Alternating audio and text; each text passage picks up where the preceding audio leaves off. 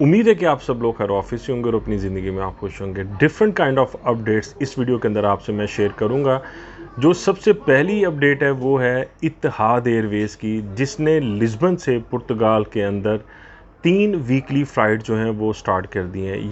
ये बिलोंग करती है यूएई के कैपिटल अबू धाबी से। तो यानी पहला कनेक्शन जाके इसका बनेगा अबू धाबी, फिर आगे से आपकी जो भी डेस्टिनेशन होगी वहाँ पे आप जाएंगे। मिसाल के तौर पे लाहौर है, ढाका है या दिल्ली है, किसी भी जगह पे आपकी वो डेस्टिनेशन है तो आप वहाँ पे फिर आगे से आनवर्ड जा सकते हैं। और ये बहुत अच्छा एक इनिशिएटिव है और ये होना चाहिए, मज़ीद एयरलाइंस आनी चाहिए। अगर 2018 और 19 को मैं जाके टच करूं तो 495, 490, 505, 600 यूरो तक यानी वो फ़्लाइट्स हुआ करती थी। लेकिन अब ऐसा नहीं है, फ़्लाइट्स बहुत महंगी हैं। और ये हमें क्यों इस तरह मतलब फ़ील होती हैं ज़्यादा महंगी, क्योंकि पुर्तगाल की जो इनकम यहाँ पे लोग जनरेट करते हैं वो इतनी ज़्यादा नहीं होती कि वो जब दिल करे तो वो टिकट करवाई और फिर वो पाकिस्तान चले गए और फिर पाकिस्तान से यहाँ पे आ गए। तो पहले ही बंदा मतलब मुश्किलात के अंदर मौजूद होता है और जितनी कोशिश होती है कि बचत हो वो बेहतर है कि बचत ही हो।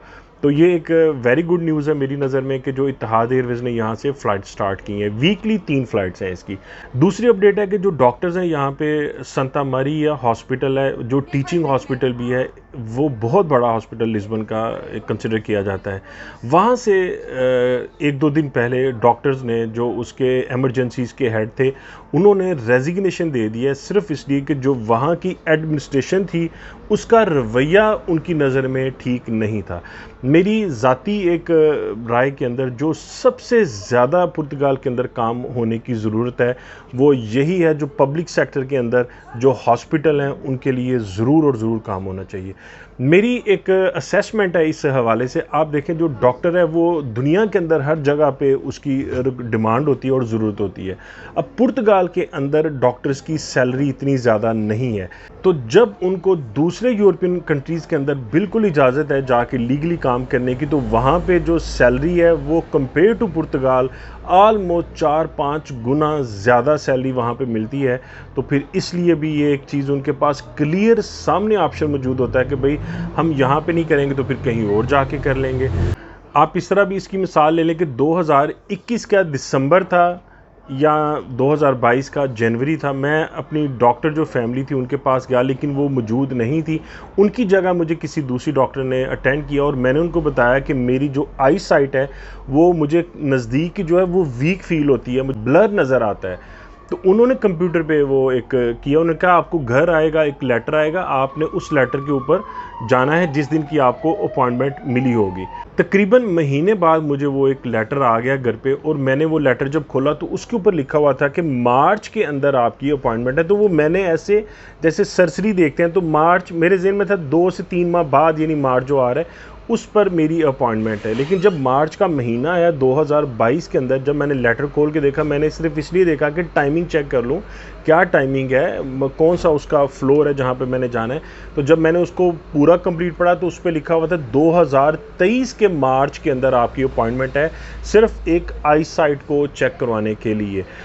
और फिर उस पर भी तम ज़रीफ़ी आप चेक करें कि जब 2023 भी आ गया, यानी 1-1.5 साल बाद जब मार्च आ गया, तो मैंने दोबारा से उसको चेक किया, ठीक है ओके मार्च। अब मैंने कहा चलो यार अपॉइंटमेंट है, चले जाऊंगा मैं डॉक्टर के पास।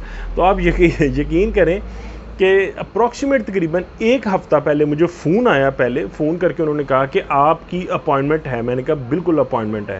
उन्होंने कहा जी 9 बजे आपने सुबह वहाँ पे होना है, यानी 7 डेज़ पहले की बात कर रहा हूँ।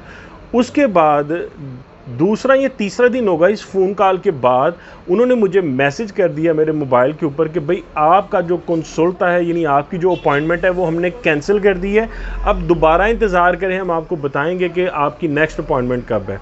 तो वो अपॉइंटमेंट नहीं अभी तक आई मुझे, यानी अप्रॉक्सीमेट तकरीबन 1.5 साल से ज़्यादा टाइम हो गया है और मैं सिर्फ एक आई साइट को चेक करवाने के लिए मुझे उसका कंसल्टा नहीं आया। हालांकि ये बहुत बड़ी बात नहीं है, कोई ऐसी चीज़ नहीं है कि बड़ी टेक्निकली कोई ऐसी मतलब डिफ़िकल्टी है। मैं किसी लोकल, हालांकि उसके बाद तो मैंने ज़ाहिर है वो करवा भी लिया। मैं अभी वो ग्लासेस भी मैंने वो यूज़ की, रीडिंग ग्लासेस होते हैं वो मैं इस्तेमाल कर रहा हूँ। तो ऐसा नहीं है कि उन्हीं पे डिपेंड होकर बंदा बैठ जाता है, लेकिन वजह ये है कि प्राइवेट सेक्टर के अंदर जब आप जाते हैं तो आपके पास, जैसे मैंने एयरलाइन की एग्जांपल दी, तो प्राइवेट सेक्टर के अंदर आपके पास इतने पैसे नहीं होते कि आप जाके उस अपने जो इलाज मुआवजे हैं वो करवा सकें। आपकी जो इनकम है वो इतनी नहीं है कि आप सारे काम जाके मतलब प्राइवेटली जाके कर सकें, इसलिए आपको डिपेंड होना पड़ता है गवर्नमेंट के हॉस्पिटल्स के ऊपर। इसके बाद जो इमिग्रेशन की खबर है, जो अपॉइंटमेंट्स लोगों को आ रही हैं फर्स्ट ईमेल और सेकंड ईमेल, ये बहुत ज़बरदस्त इसमें डेफिनेट डेवलपमेंट हो रही है। नवंबर के इनिशियल में कुछ लोगों को आ गई है, जो मैं स्टडी कर रहा था उसके हिसाब से जो पहला वीक है तकरीबन वो उन्होंने क्लियर कर दिया है फर्स्ट वीक को नवंबर के। तो ये एक झटका ही है, जैसे आप कह रहे हैं कि किसी टाइम भी ये फिर आगे से वो जो चीज़ें हैं नवंबर और दिसंबर को वो जो प्री शेड्यूल वाला ऑप्शन है, प्री शेड्यूल से मुराद ये है कि आपको फर्स्ट ईमेल आ गई हुई है, अब आपको सिर्फ सेकंड ईमेल आनी है जिसके अंदर से आपने अपॉइंटमेंट को बुक करवाना है। और ये मेरे ख्याल से बहुत अच्छी और बहुत बड़ी डेवलपमेंट है जो सेफ की तरफ से की जा रही है। इस वक्त हीट वेव जो है इस वक्त पुर्तगाल के अंदर, जो सिटीज़ मैंने बताए थे, एवोरा, इसी तरह स्तूबल, संताराइन, लिस्बन, फारो, और भी कपल ऑफ इसमें हैं जो जहाँ से ये आपको हीट वेव का मसला है और इंतहा की गर्मी है। और ये ऐसे रियलाइज़ हो रहा है जैसे आप हमारे मुल्कों के अंदर नहीं, एशियन कंट्री इंडिया, पाकिस्तान या बांग्लादेश के अंदर जैसी गर्मी पड़ी उस तरह की गर्मी है, लेकिन यहाँ पे गर्मी खुशक टाइप की होती है, अजीब सी गर्मी है जो चुभती है आपको और जो आपकी स्किन को इन रियल वेज में डैमेज करती है।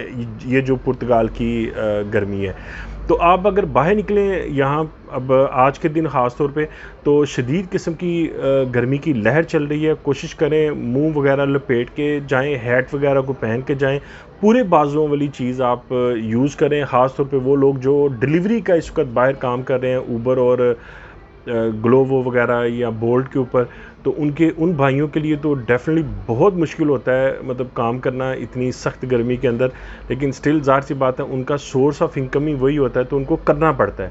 तो अपना बहुत सारा आप ख्याल रखें इस मामले में, ख़ासतौर पे जो आउटडोर काम कर रहे हैं। बाकी चीज़ें फिर आपसे दोबारा डिस्कस करूँगा फिर किसी वीडियो के अंदर। अपना बहुत सारा ख्याल रखिएगा, खुश रहें, जहाँ भी रहें, सलामत रहें।